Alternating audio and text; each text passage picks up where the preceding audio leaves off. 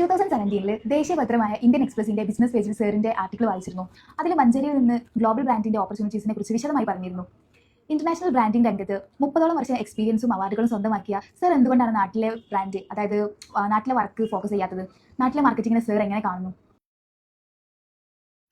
അപ്പോൾ എങ്ങനെയാണോ അപ്പോസ്ട്രോഫോ ഈ പറയുന്ന ഗേറ്റ് വേ, അല്ലാന്നുണ്ടെങ്കിൽ അവാൻസോ, അല്ലാന്നുണ്ടെങ്കിൽ സീരീസ് 5, അല്ലാന്നുണ്ടെങ്കിൽ എക്സ്പ്രസ്സോ പോലെയുള്ള കമ്പനികളായിട്ട് നമ്മൾ സംസാരിച്ച് ഇങ്ങനെ ഒരു നൈസ് ഫ്രണ്ടിൽ ഇങ്ങനെ ഒരു കോൺസെപ്റ്റ് കൊണ്ടുവരാൻ കാരണം അത് തന്നെയാണ്. കാരണം ഇന്നത്തെ കാലത്ത് കൊളാബിന് വളരെ ഇമ്പോർട്ടൻസ് ഉണ്ട്. ഇപ്പോൾ കൊളാബ് എന്താ അറിയാലോ, രണ്ടോ മൂന്നോ കമ്പനി അല്ലെങ്കിൽ 1-2 കമ്പനികൾ കൂടി ചേരുന്നു. ഈ കൊളാബിനെ 2-3 ടൈപ്പ് ആയിട്ട് നമുക്ക് കാണാൻ പറ്റും. ഒന്ന് പറഞ്ഞാൽ ഇതേപോലെ അസോസിയേറ്റ് ചെയ്ത് പോകുന്നത്, പിന്നെ OEM ചെയ്യും. OEM എന്ന് പറഞ്ഞു കഴിഞ്ഞാൽ ഇപ്പം ഇപ്പോൾ ഇൻറ്റൽ എന്ന് പറഞ്ഞ ചിപ്പ് അത് മാത്രം പ്രൊഡ്യൂസ് ചെയ്യുന്നു. അത് ഇപ്പോൾ ഡെല്ലൊക്കെ യൂസ് ചെയ്യുന്നത് ഇൻറ്റലിൻ്റെ ചിപ്പാണ്. അതേപോലെ അപ്പോൾ ഒറിജിനൽ ടെക്നിക്കൽ മാനുഫാക്ചറേഴ്സ് ആണ് OEM എന്ന് പറയുന്നത്.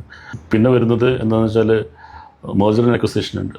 എന്ന് വെച്ചാൽ ഇപ്പോൾ കമ്പനികൾ മേർജ് ചെയ്യുക, 2 കമ്പനികൾ മേർജ് ചെയ്തിട്ട് ഇറ്റ്സ് ലൈക്ക് ഇപ്പോൾ 2018 വോഡാഫോണും അതുപോലെ ഐഡിയും മേർജ് ചെയ്തിട്ട് സിംഗിൾ ഒരു കമ്പനിയായിട്ട് മാറി.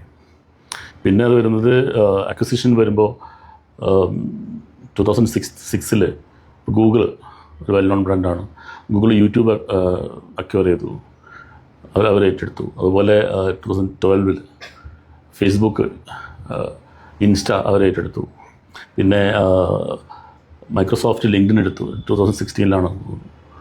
അപ്പോൾ ഇതേപോലെ ഒരു സക്സസ്ഫുൾ ബ്രാൻഡ്സിനെ അങ്ങോട്ടും ഇങ്ങോട്ടും അല്ലെങ്കിൽ അത് ചെയ്യുമ്പോൾ അതിന് ഗുണം എന്താണെന്ന് വെച്ചാൽ, ഇപ്പോൾ ഒരു സിംഗിൾ ബ്രാൻഡ് കോമ്പറ്റീഷൻ നേരിടുമ്പോൾ അവിടെ സർവൈവലാണ്, മാർക്കറ്റ് സർവൈവ് ചെയ്യാണ്. നേരെ മറിച്ച് കൊളാബ് ചെയ്യുമ്പോൾ എന്താണെന്ന് വെച്ച് കഴിഞ്ഞാൽ, കൊളാബ് ചെയ്യുമ്പോൾ സ്കെയിൽ ചെയ്യാൻ പറ്റും.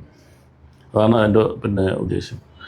ഇപ്പോൾ ഈവൺ അന്നത്തെ കാലത്ത് ഇപ്പോൾ ഈവൺ ഒരു ഓൺടർപ്രണർ ഇതിലേക്ക് വരുമ്പോൾ നാട്ടിലുള്ള ഒരു ബിസിനസ്സിൻ്റെ ഒരു സ്റ്റൈല്, അല്ലെങ്കിൽ ഇപ്പോൾ നടന്നുകൊണ്ടിരിക്കുന്ന ഒരു ട്രെൻഡിങ് എന്ന് വെച്ച് കഴിഞ്ഞാൽ, പണ്ടൊക്കെ പറഞ്ഞാൽ ഒരാൾ അദ്ദേഹത്തിൻ്റെ എക്സ്പീരിയൻസ്, ഒന്നുകിൽ അദ്ദേഹത്തിൻ്റെ പണം, അല്ലാന്നുണ്ടെങ്കിൽ അദ്ദേഹത്തിൻ്റെ വർഷങ്ങളായിട്ട് അദ്ദേഹം എടുത്ത എക്സ്പീരിയൻസ്, അല്ലാന്നുണ്ടെങ്കിൽ കൂട്ടായിട്ട് 1-2 പേര് കൂട്ടായിട്ട് ഒരു ബിസിനസ് തുടങ്ങണം, ഒരു ഓൺടർപ്രണർഷിപ്പിൻ്റെ ഭാഗമായിട്ട് ചെയ്യുന്ന കാര്യങ്ങൾ അങ്ങനെയായിരുന്നു. ഇപ്പോൾ എന്താണെന്ന് വെച്ചാൽ ഇപ്പോൾ എല്ലതും പ്രീ പ്ലാൻഡ് ആയിട്ട്, അല്ലെങ്കിൽ ഫോർസീയിങ്, അല്ലെങ്കിൽ വിഷണറി ആയിട്ടുള്ള ബ്രാൻഡാണ്. അപ്പോൾ അതുകൊണ്ട് തന്നെയാണ് നമ്മൾ ഇതേപോലെയുള്ള കൊലാബ് എപ്പോഴും പ്രൊമോട്ട് ചെയ്യുന്നത്. അല്ലെങ്കിൽ അതുകൊണ്ട് തന്നെയാണ് ഇപ്പോൾ അപ്പോസ്ട്രോഫോ ഒരു 360 ഡിഗ്രിയിൽ കാര്യങ്ങൾ കൺസീവ് ചെയ്യുന്നത്.